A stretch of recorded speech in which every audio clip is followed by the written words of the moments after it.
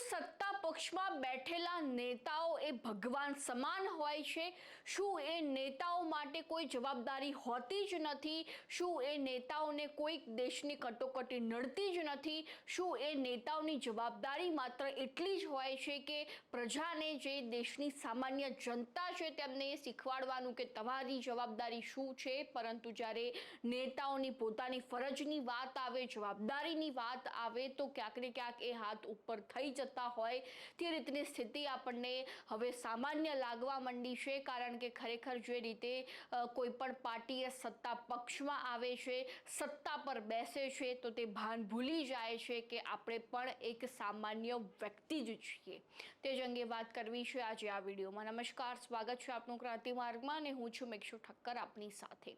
PM Modi એક બાજુ એવી જાહેરાત કરી રહ્યા છે કે હાલમાં જે રીતે વૈશ્વિક કટોકટી ચાલી રહી છે, ઈરાન ઇઝરાયલ વચ્ચે જે યુદ્ધની સ્થિતિ જોવા મળી રહી છે, અને એ સ્થિતિની વચ્ચે આપણે ખરેખર જે પેટ્રોલ ડીઝલનો ઉપયોગ છે એ ઓછો કરવો જોઈએ, સોનું ઓછું ખરીદવું જોઈએ। જો આપણે એક સ્થાનથી બીજે સ્થાને જતા હોઈએ તો ચોક્કસથી પબ્લિક ટ્રાન્સપોર્ટનો ઉપયોગ કરવો જોઈએ, એટલે કે બસનો વધુ પડતો ઉપયોગ કરવો જોઈએ, પ્રાઇવેટ વ્હીકલ ન વાપરવા જોઈએ।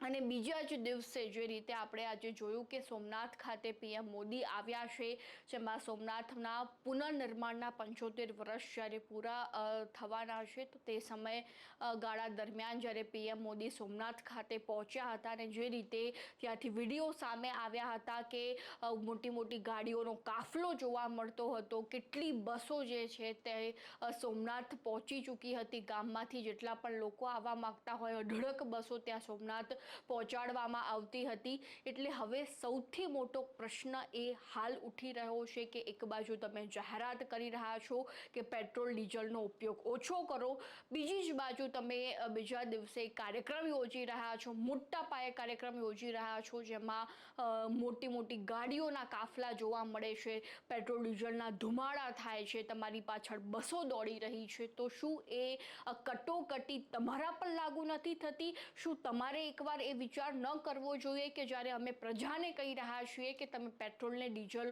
ઓછું વાપરો, તેનો ઉપયોગ ઓછો કરો, અને બીજી જ બાજુ મારી પાછળ એ નેતાઓની પાછળ જે છે તે મોટી ગાડીઓ દોડી રહી છે, બસો દોડી રહી છે, તો એ તમે એક લોકોના પ્રતિનિધિ તરીકે ઉભરી આવ્યા છો, તો તમારી પણ એક જવાબદારી છે।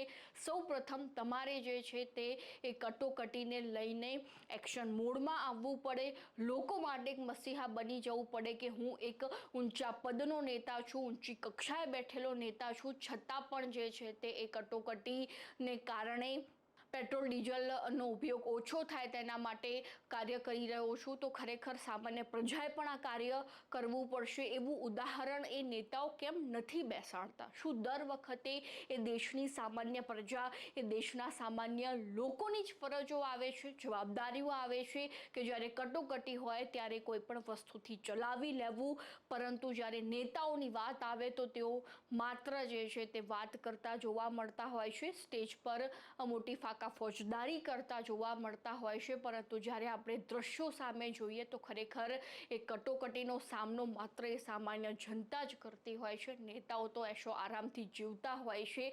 અને આ કેવા દ્રશ્યો, એક દિવસ પહેલાં તમે પેટ્રોલ ડીઝલની કટોકટીની વાત કરો છો અને બીજા જ દિવસે તમે એ જ પેટ્રોલ ડીઝલના ધુમાડા ઉડાડતા જોવા મળી રહ્યા છો। અત્યંત ભારત દેશનો એ રાજકારણ ખરેખર કઈ દિશા તરફ જઈ રહ્યું છે એ પણ ખૂબ મોટો પ્રશ્ન છે। એટલે તમે જે રીતે આ દ્રશ્યો લઈને આવ્યા છો તેના કારણે તમારું જ બોલેલું એ ફોગ થઈ ગયું હોય તે રીતની સ્થિતિ હાલમાં જોવા મળી રહી છે। લોકોમાં પણ ક્યાંક ને ક્યાંક એ રોષ જોવા મળી રહ્યો છે કે એક બાજુ તમે પેટ્રોલ ડીઝલની કટોકટીની જાહેરાત કરો છો અને બીજી બાજુ તમે જ તેના ધુમાડા કરતા જોવા મળો છો, તો એ સામાન્ય જનતા પણ તમારામાંથી શું શીખવાની છે કે ભાઈ નેતાઓ પણ કરે છે, અમે પણ કરીએ। કેટલીક સમજદાર જે જનતા છે તે ક્યાંક ને ક્યાંક પ્રયત્ન પણ કરતી હશે કે ભાઈ પીએમ મોદીએ કીધું છે, દેશના વડાપ્રધાને કીધું છે કે પેટ્રોલ ડીઝલની કટોકટી છે તો ખરેખર કરકસરથી જીવવું જોઈએ, પરંતુ તે જ જ્યારે આવા ભવ્યતમ કાર્યક્રમો કરતા હોય, પેટ્રોલ ડીઝલના ધુમાડા ઉડતા હોય, મોટી મોટી ગાડીઓ જતી હોય, તો એ જનતા પણ શું શીખશે? એટલે સૌથી મોટો પ્રશ્ન અહીંયા એ ઉદ્ભવી રહ્યો છે કે જ્યારે તમે એ કટોકટીનું એક ઉદાહરણ જે છે તે બનીને સામાન્ય જનતાની વચ્ચે ઉભરી જશો કે હા ભાઈ, હું પણ નેતા છું, પરંતુ ચોક્કસથી હું પેટ્રોલ ડીઝલનો ઉપયોગ નથી કરી રહ્યો. જો તમે ધારો તો ઓનલાઈન એવું કહી શકતા હતા કે 75 વર્ષ પુનર્નિર્માણના મંદિરને થઈ ચૂક્યા છે, પરંતુ હાલમાં જે પેટ્રોલ ડીઝલનું પ્રમાણ જે ખરેખર આપણે ઓછું ઉપયોગ કરવાનો છે, તો તે ઉદાહરણ તમે બેસાડી શકતા હતા. ઓનલાઈન પણ જે છે તમે એ પુનર્નિર્માણના કાર્યક્રમમાં જોડાઈ શકતા હતા. જો તમે એ રીતનો કાર્યક્રમ યોજ્યો હોત તો આટલી મોટી ગાડીઓને ન દોડવું પડ્યું હોત, બસો ન દોડાવવી પડી હોત, અને એક સામાન્ય જનતામાં પણ ઉદાહરણ બેસોત કે હા, પીએમ મોદીએ જે કહ્યું એ ખરેખર એક હદથી વધુ સાચું હતું. તો હવે આ મુદ્દે તમારું શું કહેવું છે એ પણ અમારા કમેન્ટ બોક્સમાં જણાવી દેજો, ને ખાસ ક્રાંતિ માર્ગને સબસ્ક્રાઈબ કરવાનું ભૂલતા નહીં.